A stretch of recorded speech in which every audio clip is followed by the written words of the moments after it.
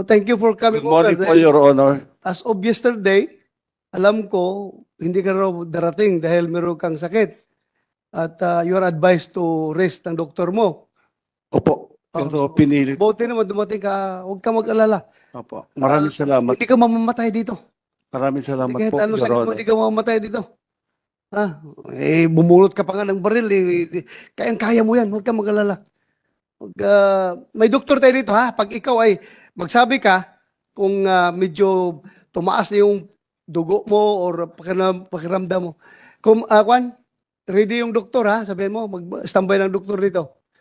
Ha? So huwag ka mag-alala. Maraming May doktor salamat dito. po, Your Honor. Medyo kinakabahan ako kasi first time po mangyari sa akin na mapunta sa ganitong sitwasyon. Lalo pong Relax kinabahan. ka lang, relax ka lang. Ito, yung totoo lang po talaga. Nangyari po ito ng Oo, August 8. kasi pag Apa. hindi ka magsabi ng totoo dito, Apa. alam mo na, wow, the consequences, Nangyari diba? po ito August Sabihin mo na 8. totoo. Apa, Thank you. Pauwi na po ako galing trabaho. Habang binabaybay ko po yung welcome rotonda, paangat po yun. Nasa loob po ako ng bike lane. Bigla po may pumasok na isang kotse. So ang ginawa ko po, dahil maliit na po yung linya, bumaba po muna ako. Pumasok sa bike lane. Opo, nandun na po siya sa bike lane eh. Okay. So bumaba po muna ako doon sa parking side ng South Asia College. Inunahan ko po siya. Kasi wala na pong space eh, para po ma-occupy ko yung bike lane. Dahil nga bisikleta lang po ako, naabutan pa rin po ako ng bike. So nang time po na yun, nagit-git na po ako sa gilid sa loob ng bike lane. So wala po akong choice kasi pag hindi ko po tinapik yung kotse niya, either matumba ako sa kotse niya, masagasaan po ako, o mabagsakan ko yung mga pasero na nag-aabang ng sasakyan. So pagdating po dun sa unahan, huminto po si Ginoong Gonzales. So dahil papunta po siya ng Irod, ako noon papunta ng Quezon Avenue, nagtapat po kami dalawa. In short, hindi mo nabangga yung likuran ng sasakyan niya. Nasa loob po ako ng bike lane, Your Honor eh. Hindi nga, ang tanong ko, Hindi po. hindi yung nag-sudden brake siya, binangga mo Hindi siya. kasi kung nabangga ko po siya, susubsub po ako sa Okay. salamin ng ano niya ng Tinapik kotse po. mo. Tinapik ko po kasi Yung nasa tapik mo ba, nakasira sa kotse, na yupi yung kotse dahil tapik mo? maliit lang po yung kamay ko, Your Honor. So, siguro naman hindi ko kayang yupiin yun. So walang yupi. Wala po, nandun po ako sa loob ng bike lane. So paglabas po, nagkatapat kami. So nakita ko nga medyo may edad na si Ginoong Gonzales. Medyo siguro dahil na rin po sa traffic, medyo pagod na rin, uminit na rin po siguro ang ulo niya. So ako naman po, hindi ko na po siya pinansin kasi parang tatay ko na rin po eh. Dumiretso na po ako.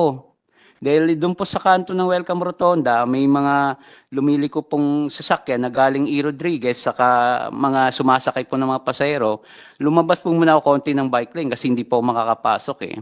Tiyempo naman po, nang pabalik na ako ng bike lane, doon na po pumasok si Ginoong Gonzales. Doon na po niya, nangyari po yung kinat na po niya ako at nabangga ko na yung gilid ng kotse po niya. Before that, wala kayong sagutan? Yung una, yung Hindi ko na pagtapik po mo? sinagot pagbaba niya? hindi ko na po inan si Ginoong Gonzales kasi nga alam ko mainit na po ang ulo. Paano mo masabing mainit ang ulo? Anong Kasi pinagsasabi iba na niya? po yung itsura niya po eh. So sabi ni Ginoong Anisaradan, sabi niya hindi namin pwede arestuhin si Ginoong Gonzales. Wala naman kami nakitang baril eh. So ganito na lang, sabi niya, tatawag tayo sa traffic sector para maayos to at magawa ng incident. Hindi mo sinabi na may baril? Sinabi ko po sa kanya, Tapos ano sabi ng polis? wala naman po silang nakitang baril sir eh. Wala silang nakitang baril. Opo, pagdating po nila, Sinumbong mo. Kasi sinumbong may ko. baril yan. Opo. Kinasahan ako. Opo, pero sabi nga nila, wala po silang nakitang baril, kaya hindi po nila pwedeng arestuin si First, Ginoong Adan. Gonzales. Ang alam ko rin, ayaw mo daw pumunta. Hindi po. Isa pong ano sa akin yung maimbita po dito para may pahay ko rin yung side ko po. Salamat. Mr. Chairman, Salamat. isang Yeah. follow-up lang sa huli niyang sinabi. Sir, Alam mo bang may kasalanan ka sa insidente na yon na humantong sa pagkasa ng baril? Siguro po yung Ayaw pagkakamali. ko na, sinampalok ka sa ulo. Hindi Diba? naman po ako nasaktan. Tapos kinasahan. Opo. Yun lang. Sorry po. Do you honestly feel na wala ka talagang kasalanan sa pangyaring yon? Ang isang pagkakamali ko lang doon siguro, Your Honor, yun talaga niya ko yung pagtapik ko po sa kotse niya na doon nagsimula lahat po siguro. You are representing the whole biking community na nakatikim ng pambubuli ng mga four wheels na sasakyan. We proceed to Mr. Willie Gonzales. Pagkalabog po ng kotse ko, tinignan ko sa salamin kung ano yung nakabangga sa akin. Hinandbrake ko, binuksan ko yung kotse ko po, bumaba ako. Pagtayo ko sa kotse ko, Your Honor, nakita ko, bisikleta. Sabi niya, minura niya ho ako ng PI eh. Sabi niya, PI, gago ka. Bigla ka pupreno, kung hindi ka ba naman huminto ng bigla, hindi kita mababangga. Dali nagsabi ka daw sa kanya ng putang ina? Wala po akong sinabi. Ha? Wala po, Your Honor. Wala. Ba, kung mayroon man pong bumangga sa kotse ni Ginoong Gonzales, malamang po hindi ako yun. Di sabi ko sa kanya, binalik ko po lang yung GAGO na mura niya. Ito, Mr. Gonzales, Opo. I want to inform you that pag nagsinungaling ka dito, Ay, hindi sa po. hearing na ito, you Opo. can be cited in contempt at pwede kita ipakulong sa baba. Opo. Magsabi ka ng totoo, ha? Naintindihan ko po yun, Your Honor. Sabi ka ng totoo, huwag kang mag-imbento ng istorya dito dahil kung ikaw dismiss na pulis, ako retirado akong pulis, hindi tayo pwede magbubulahan dito, ha? Yung po, ang nagpainit ng ulo ko, dahil nung pagbalik ko sa kanya nung mura, habang nakatayo ako, ang ginawa niya ho, sinuntok niya po yung bubong ng kotse ko, na nakagwantes po siya ng pang-motorsiklo, yung may mga knuckles po, yung plastic. UP naman po, kitang-kita naman po ng mga investigador eh. Sabi niya sa akin, Investigador, sino investigador dyan nakakita ng UP na sinuntok ng kuan? Nakita mo? May dent. Saan banda? Police Staff Sergeant Peralta po, Your Sige. Honor. Pan Speed investigador ka ng traffic po. traffic. Pan inspection po nung sasakyan, meron po siya sa bandang roof po nung left side. Saan? Left side po. Left side, Ng roof po. Ng Roof. Sa bandang bubong. left side ng roof. Apo.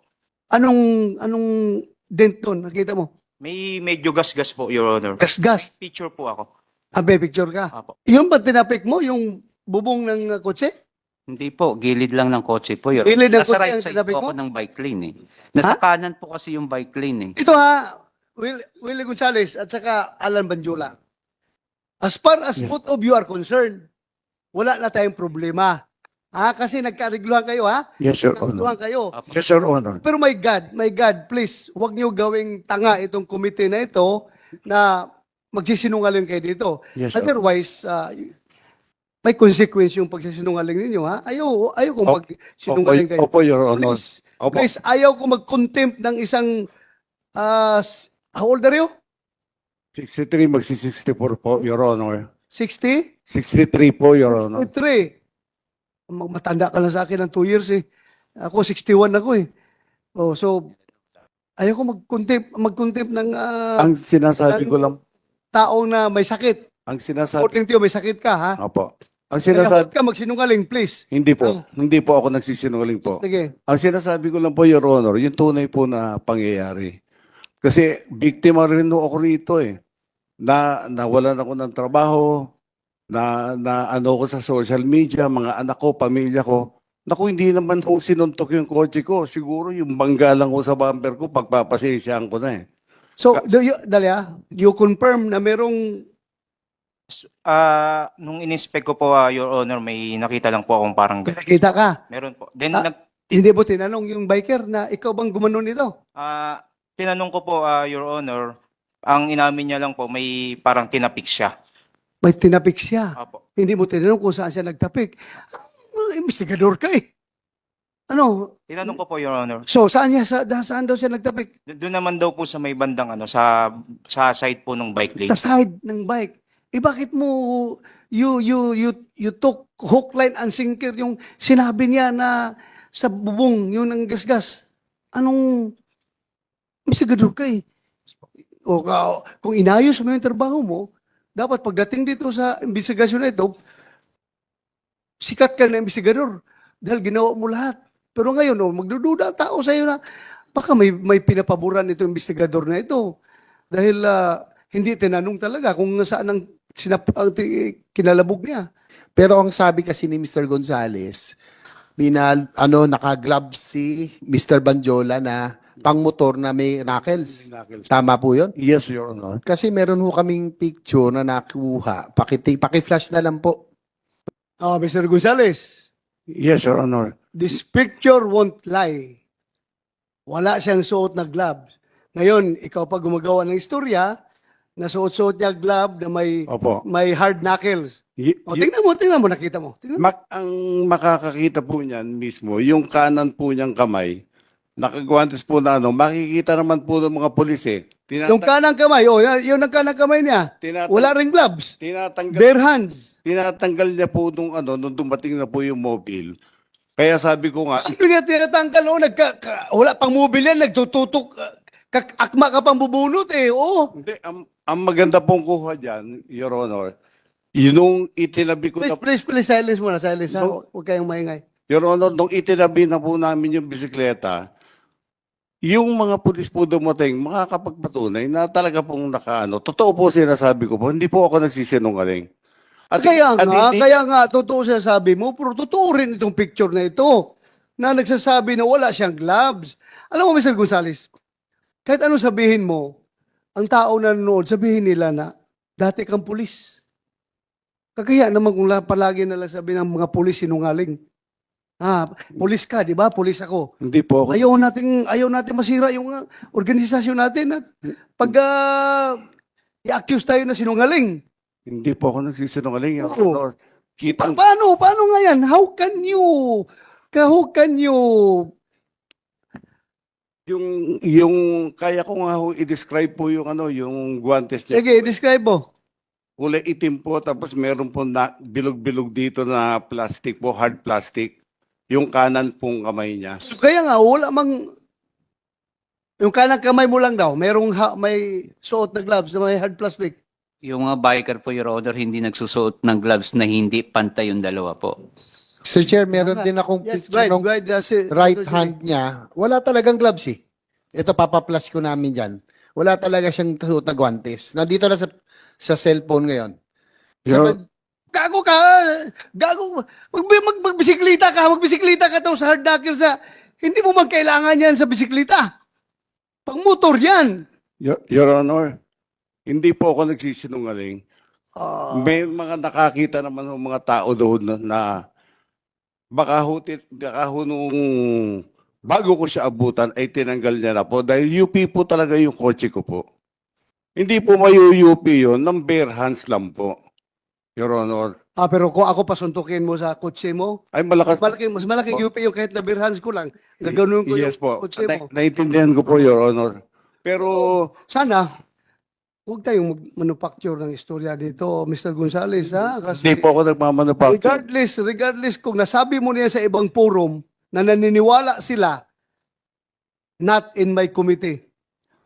You cannot fool this committee, ha? Yes, Your Honor. Very clear yung nakikita doon sa picture na wala siyang gloves. Yun nga ho ang problema ko. At the time of the incident po, magkaharap po kami. Nung sinuntok po niya, harap po ako. Malapit po ako sa kanya sa distansya niya. Kaya kitang-kita ko po, nakagloves po siya. Mamatay man po ang buong pamilya ko. Hindi So, po kung ako idamay nagsisinungaling. pamilya mo sa kasinungalingan mo, Hindi po ako nadamay mo pa yung pamilya mo. Hindi po kasi ako nagsisinungaling, Your Honor. Pamilya mo, idadamay mo kung magsinungaling ka. Yan o. Tingnan mo yung picture na yan o. Walang gloves yung right hand niya. Sa incident na po yan, Your Honor. Second incident, Your O Honor. ibig mong sabihin, from yung pagtapik niya ng kotse niya, tinapon niya yung gloves niya, tapos tuloy-tuloy siya magbike. Ang mahal ng gloves na yun ha, yung may knuckle, itatapon niya. Hindi ko po alam kung nilagay niya po sa belt bag niya o saan po. Pero basta ako po nagsasabi po ako ng totoo sa inyo, Your Honor. Mataas po respeto ko po sa inyo. Yes. Wala na tayo dyan sa respeto. Ako rin, nagrespeto rin ako sa'yo. Kapwa tao kita. Nagrespeto ako sa aking kapwa. Pero kung halata naman masyado na nagsisinungaling ka dito, I cannot out of respect to this committee, hindi ko rin tatanggapin yung sinasabi mo. Hindi rin ako maniniwala talaga.